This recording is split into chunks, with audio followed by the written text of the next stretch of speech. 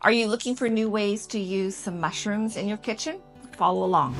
So today I'm going to show you how to make a vegan mushroom soup. It's going to be higher in protein, and it is still really creamy and hearty, and it is a delicious meal at the end of a day. The first thing I'm going to do is I'm going to put some olive oil into my pan, which is already heated. And then I'm going to add the onions to it. This is one whole onion that's been chopped.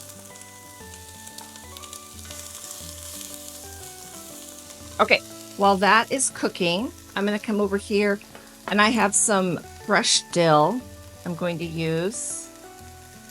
And dill is one of these herbs that's in the spring, early summer. It's coming in season, and so I'm always finding a lot of ways to use that fresh dill. Then the other one I'm going to use is rosemary, and I've just picked this out in my garden, and I'm not going to do anything with this except I'm going to drop it into the pot and just let it cook, and the flavors absorb. Some of the little leaves are going to come off, but I'll pull this out before I serve it. It's going to be it'll add another fragrance to this whole dish. Okay, one more thing I'm going to do. The recipe calls for 4 cloves of garlic. And you're going to see 5 here. A couple of them are a little smaller, so I went for 5. And I'm just going to chop these. Okay. The onions are getting softer, so I'm going to add the mushrooms to this mixture. And now the shiitake mushrooms. And to this, I'm also going to add in the dill, so this can add to the flavor of this.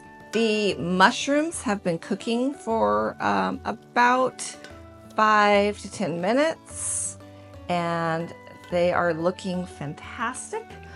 I am going to now add in here the garlic that I cut a little bit earlier to add to this flavor. And I'm also going to add in here a little bit of white wine, which the alcohol does evaporate on this, but it does leave a nice flavor to it. You feel free to omit this. This is optional. Let's see, I'm going to add our rosemary as well, and I'm going to put a little bit of salt in here. And in this recipe, I've just asked people to add salt and pepper to taste. So I add a little bit. I'm kind of on the lighter end, and then right before you're getting ready to serve it, start tasting it and adjusting the seasonings to what you like. Now this is the homemade bouillon that you'll see in another video recipe, and we'll have a link to this as well. I'm going to add to this 4 cups of water. You can also just use a broth if you would like, but I do like the way that this bouillon tastes with it. So I'm going to put in here a tablespoon for every cup of water.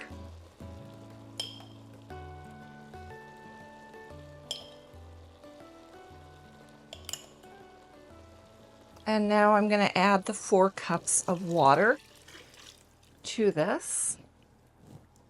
And one more flavor that I like in here is a Dijon mustard. I'm just using about a teaspoon. Okay, I'm going to add a can of unsweetened organic coconut milk to this. This just helps with that creaminess. Of course, it adds some potassium and some medium chain triglycerides. There's a lot of good things in the coconut milk. At this point, I'm again going to cover this and let this simmer for probably another 10 minutes. And then I'm going to blend it to make it a little bit creamier all together, and then it'll be ready to eat. So our soup has been cooking for about a half an hour, but at this point, I am going to pull out the stem of this rosemary. So you can see that there are going to be some rosemary leaves in there.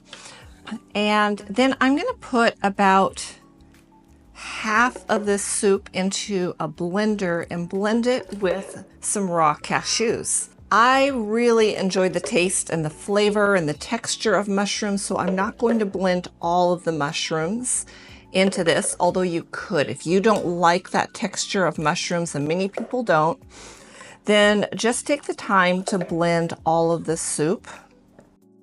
And then to this, I'm going to add about 1/4 of a cup of raw cashews. Cashews blend up really smooth and will give it a creamy texture. Okay, I did that for about a minute. And I'm just going to add this back.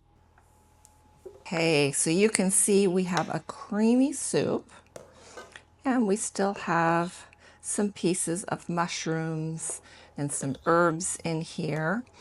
And what I will usually do is let this sit and simmer for maybe another 15 to 30 minutes, just to let it kind of thicken up and blend a little bit more.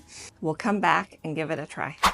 So our soup is just about ready. Like I said earlier, I want to have people do a taste test so you can adjust the seasoning for what you like. I actually really like it. I am going to take our first bowl up and serve it. There is something so warming and delicious about soup. Even in the spring, it just makes me feel really good. Spring is a time in the Pacific Northwest where there's a lot of mushrooms available if you know how to forage for them. And so adjust this recipe to whatever mushrooms you have available or you're able to forage. If you'd like a recipe for this soup, please leave a comment below and we will send you a link.